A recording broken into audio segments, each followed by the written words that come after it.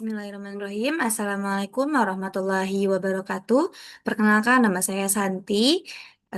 Saya dari kelas Manajemen 23B pada Universitas Nusa Putra. Di sini saya akan menjelaskan materi terkait penerapan activity based costing beserta perhitungannya. Langsung saja masuk ke eh, materinya. Di sini ada pengertian dan tujuan activity based costing. Pengertiannya sendiri, activity based costing merupakan metode penentuan harga pokok produk yang mengalokasikan biaya overhead berdasarkan aktivitas yang terjadi dalam proses produksi. Kemudian di sini ada tujuan dari ABC. Yang pertama yaitu menyediakan informasi yang lebih akurat serta menghindari distorsi biaya yang biasanya terjadi dalam metode tradisional. Misalnya, membagi biaya secara rata tanpa mempertimbangkan aktivitas yang sebenarnya digunakan oleh produk. Kemudian di sini ada perbedaan EBC versus tradisional. Pada perbedaan ini ada beberapa aspek. Yang pertama itu dasar alokasi biaya. Untuk metode tradisional itu menggunakan volume produksi atau unit per jam. Dan juga untuk yang metode ABC ini dasar alokasi biayanya menggunakan aktivitas atau aktivitas kerja. Kemudian akurasi biaya, kalau metode tradisional itu kurang akurat, sedangkan apabila menggunakan metode ABC ini lebih akurat. Yang selanjutnya ada kesesuaian produk. Untuk metode tradisional itu menggunakan produk homogen, sedangkan metode ABC ini menggunakan produk bervariasi. Yang terakhir, contoh pembebanan. Kalau ke metode tradisional itu menggunakan biaya dibagi rata, sedangkan biaya metode ABC itu menggunakan biaya yang dibebankan proporsionalnya aktivitas. Atau lebih singkatnya, metode tradisional hanya cocok untuk produk yang seragam, sedangkan metode ABC ini cocok untuk perusahaan dengan banyak jenis produk dan proses yang sangat kompleks. Karena biaya yang ditelusuri berdasarkan penggunaan aktivitas nyata. Kemudian di sini ada langkah-langkah activity based costing. Yang pertama yaitu identifikasi aktivitas utama, contohnya pemrosesan pemesanan, pengiriman barang, dan juga stok mesin. Kemudian tentukan biaya untuk di aktivitas. Biaya langsung eh, ataupun biaya overhead dihitung per aktivitas. Kemudian hitung tarif biaya aktivitas per unit cost driver.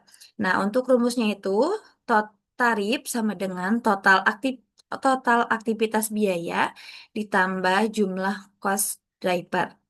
Kemudian yang terakhir itu ada alokasikan biaya untuk produk berdasarkan konsumsi aktivitasnya. Produk yang digunakan lebih banyak aktivitas akan menerima porsi biaya yang lebih besar. Kemudian langsung masuk ke perhitungan. Di sini ada contoh soal activity based costing.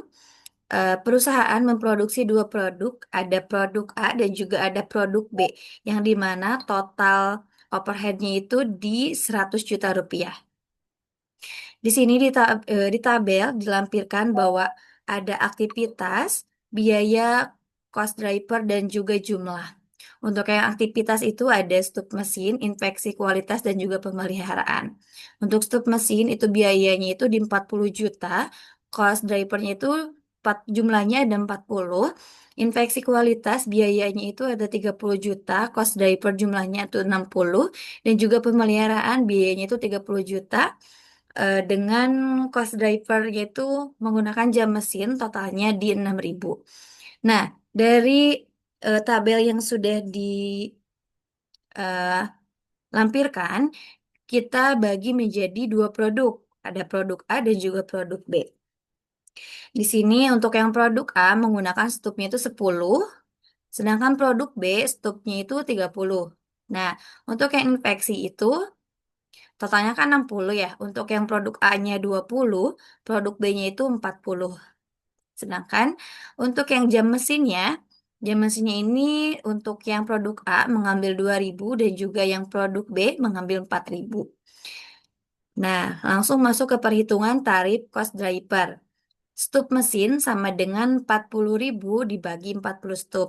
Dari mana 40.000 ini? 40.000 ini dari stup mesin biayanya, yaitu 40 juta. Mohon maaf.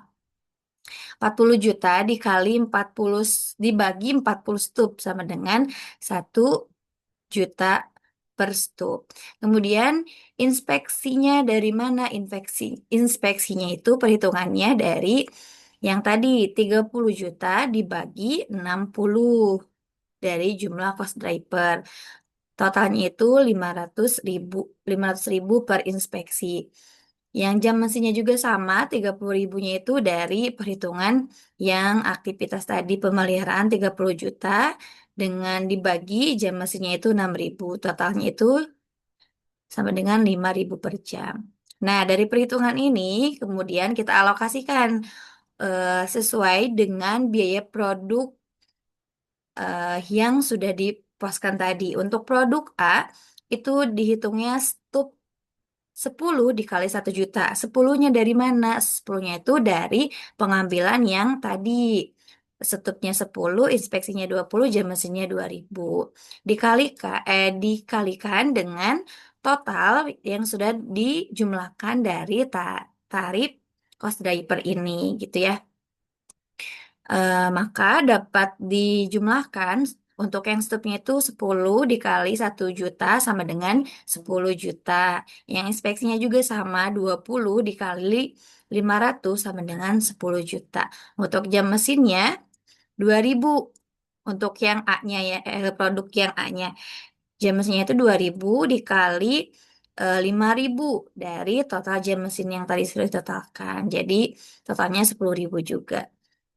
Eh, Kemudian untuk yang produk B juga sama yang tadi sudah diposkan untuk stupnya 30 dikali 1 juta sama dengan 30 juta. Kemudian inspeksinya itu 40 dikali 500.000 sama dengan 20 juta. Kemudian jam mesinnya 4 juta 4.000 dikali 5.000 sama dengan 20 juta. Jadi untuk yang produk A, overheadnya itu ditotalkan dari jumlah stup, inspeksi, dan juga jam mesin. Jadi totalnya itu di 30 juta. Kemudian untuk produk yang B-nya, hasil dari stup 30 juta, inspeksinya 20 juta, jam mesinnya 20 juta. Jadi total overhead-nya itu di 70 juta. Nah, seperti itu mungkin. Kalau kita eh, lihat lagi, total produk A, overhead-nya itu kan 30 juta. Kemudian total overhead yang B-nya itu 70 juta. Itu kalau kita totalkan 30 ditambah 70, totalnya 100 juta. Itu hasilnya sama dengan penjumlahan produk yang diproduksi oleh perusahaan yang dimana total overhead awalnya itu di 100 juta. Seperti itu mungkin. Jadi untuk kesimpulannya, activity based costing ini memberikan gambaran biaya yang lebih realistis. Cocok juga untuk perusahaan dengan beragam produk dan juga aktivitas serta ak- activity based costing ini membantu keputusan harga jual, efisiensi dan juga pengendalian biaya. Eh, Cukup sekian dari saya. Mohon maaf apabila dalam memaparkan materi dan juga perhitungannya yang kurang tepat.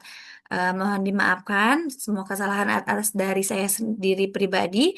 Kurang lebihnya mohon dimaafkan. Wassalamualaikum warahmatullahi wabarakatuh.